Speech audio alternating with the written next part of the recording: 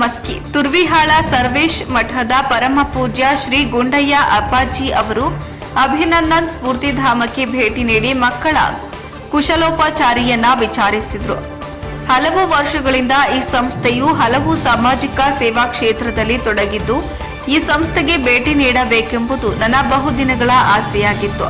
ಹಾಗಾಗಿ ಇಂದು ಭೇಟಿ ನೀಡಿ ಮಕ್ಕಳೊಂದಿಗೆ ಕೆಲವು ಸಮಯಗಳನ್ನು ಕಳೆಯುವುದರ ಜೊತೆಗೆ ಸ್ಫೂರ್ತಿಧಾಮದ ಮಕ್ಕಳು ತುಂಬಾನೇ ಕ್ರಿಯಾಶೀಲರಾಗಿದ್ದು, ಎಲ್ಲಾ ಕ್ಷೇತ್ರಗಳಲ್ಲೂ ಸಾಧನೆ ಮಾಡುವಂತಹ ಪ್ರತಿಭೆ ಇವರಲ್ಲಿದ್ದು, ಮುಂದಿನ ದಿನಗಳಲ್ಲಿ ಯಶಸ್ಸು ನಿಮ್ಮದಾಗಲಿ ಎಂದು ಶುಭ ಹಾರೈಸಿದ್ರು.